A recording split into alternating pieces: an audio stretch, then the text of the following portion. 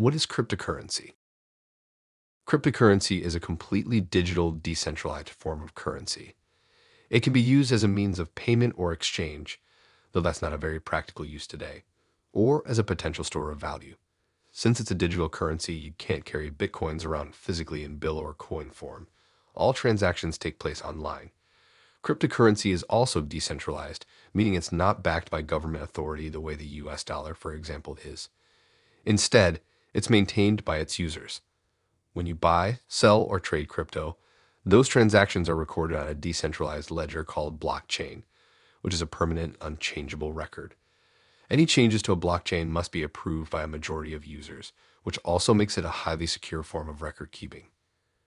There are many different kinds of crypto, but the most popular and largest by market cap are Bitcoin and Ethereum. What questions should I be asking about crypto? For true crypto novices, just knowing where to begin your research can feel like an uphill battle. The questions you should ask about crypto will depend largely on your financial situation and goals. If you're just beginning to explore digital currencies, you may want to start by learning the important terms and getting more familiar with how crypto works as an investment. If you cover the basics and you're considering buying crypto, these are the four most important questions you should ask yourself before you begin investing, according to experts we've spoken to. 1. Why do you want to buy crypto? 2. What is your risk tolerance? 3. Where and how do you plan to buy cryptocurrency? 4. Which cryptocurrencies would you buy? Have a strategy before you put money down. Clarify your intentions, evaluate your ability to take the risk, and then make a buying plan. What is the purpose of cryptocurrency? The original intention behind Bitcoin, the first cryptocurrency, was to create an electronic cash system people could use in daily transactions. You technically can buy and sell things with it, but Bitcoin's price fluctuates quickly, which makes it a poor fit for spending instead of cash. You could spend $50 worth of Bitcoin on something today that ends up being worth $20 tomorrow. It's also not widely accepted as a form of payment yet, so you'll have very limited purchasing power. While it's not a great means for exchange, Bitcoin and Ethereum have shown investors they can be potentially valuable, if speculative, as investment assets. In other words, people purchase crypto in hopes of cashing out for a profit after it increases in value, just like more traditional investments. Bitcoin, for example, has already shown growth over time. Just 8 years ago, in late 2013, the price of one Bitcoin was around $200, and it now hovers around $30,000 with plenty of ups and downs between. Is cryptocurrency taxable? Yes, but if all you do with crypto this year is use US dollars to purchase crypto, and then keep it in an exchange or your personal crypto wallet, you won't owe taxes on it. In general, the more active a crypto trader you are, the more tax implications there might be. Taxable crypto events include things like selling your crypto back into US dollars, trading one crypto for another, for example, Bitcoin to Ethereum, earning crypto income, and using it to make purchases. For tax purposes, the IRS treats cryptocurrency like other personal assets, such as stocks or gold. If you sell or exchange your investment, that transaction's capital gains are taxable. The complexity of your transaction history will determine how much you'll need to do to prepare for tax season if you have crypto. While there are new companies that promise to organize your crypto for tax filing, it's ultimately your responsibility to keep track of your crypto transactions and report them to the IRS. So if you're making frequent crypto moves, you'll want to stay on top of this. Who controls cryptocurrency? Cryptocurrency creators can set certain parameters when they make a new crypto, such as how much there will be or rules around buying and selling, and those typically cannot be changed.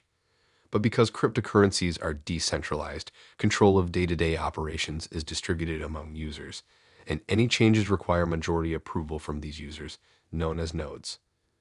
Because cryptocurrency is so new and different from traditional forms of finance, the world is in unknown territory when it comes to regulation. There's little existing legislation around the ownership and trade of digital currencies, although the US government has expressed interest in establishing cryptocurrency regulation. Investing in cryptocurrency. How to start investing in crypto. If you're new to investing in crypto, experts say Bitcoin or Ethereum are probably the best cryptos to start with. When you're ready to buy in, here are a few of the first steps you should take. 1. Choose an exchange. A crypto exchange is the online trading platform you'll use to buy your crypto. Some details to consider include security, fees, and available coins. 2. Fund your account. As you would with a traditional investment account, you'll need to move US dollars into your crypto exchange account. 3. Place an order. This differs by exchange, but you'll essentially trade the dollars in your exchange account for the cryptocurrency you want. 4. Practice safe storage. Decide whether you want to keep your coins within your exchange account or move them into your own hot or cold wallet. How much of my portfolio should I invest in crypto? If you're able to tolerate the risk that comes with crypto investment, experts say it can be a good diversifier for your portfolio.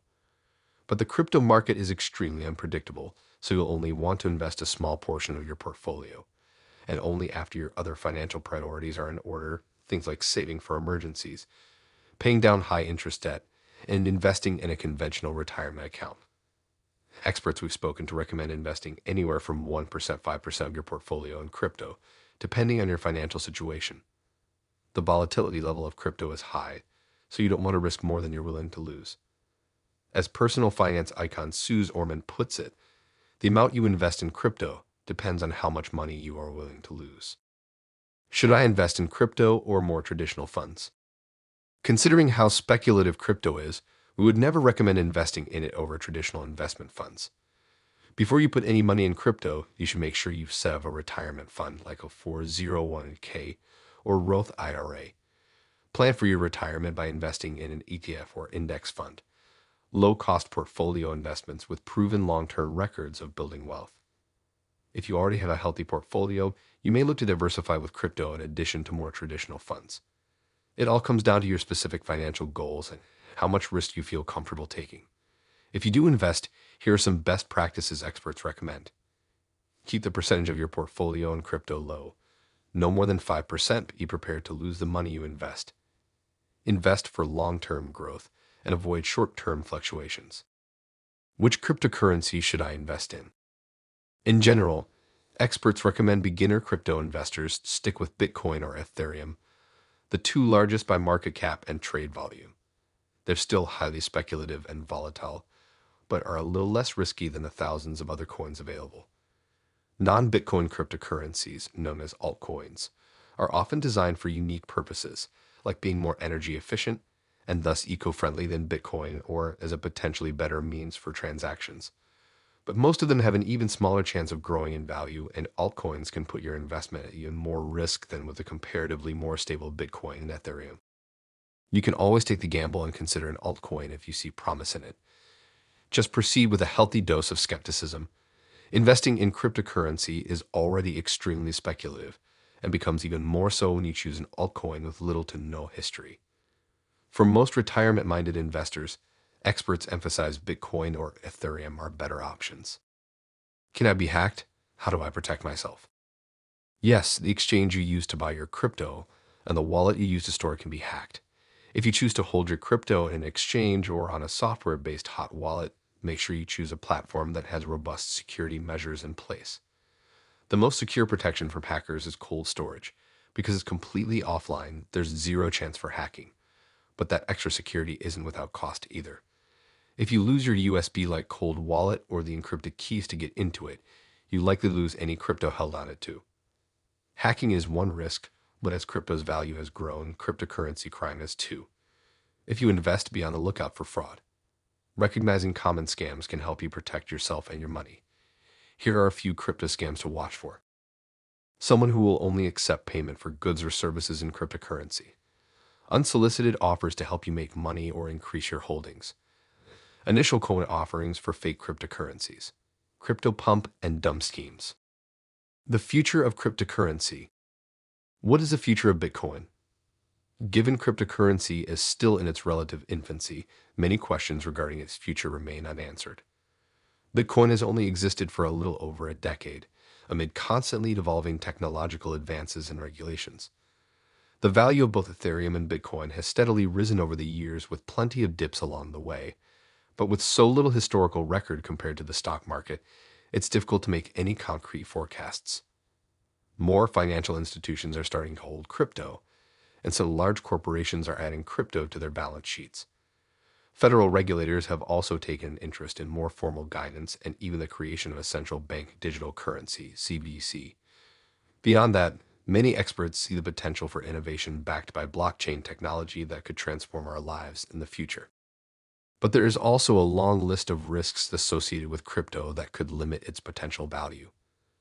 From the concerns of cybercrime to high market volatility, susceptible to celebrity influence, and the environmental impact of crypto mining, there's no shortage of reasons to remain cautious as we look to the future of crypto. Is there any potential for the widespread use of cryptocurrency as a currency? As of right now, there are a few instances in which using cryptocurrency to buy things would make sense. Of the platforms that do accept crypto payment today, many only accept Bitcoin, which is especially ill-suited for payments, given its extreme price fluctuations. There is a chance that payment with digital assets could become more common in the future, especially as digital currencies like stablecoins, which are pegged to existing currencies and less volatile, become more popular and take on potential government regulation. The U.S. government is also considering a central bank digital currency, CBDC. It would operate using blockchain technology like other cryptocurrencies, making it faster and more secure than today's digital transactions. Unlike crypto, a CBDC would be centralized and backed by the Federal Reserve, making it much more useful for purchases.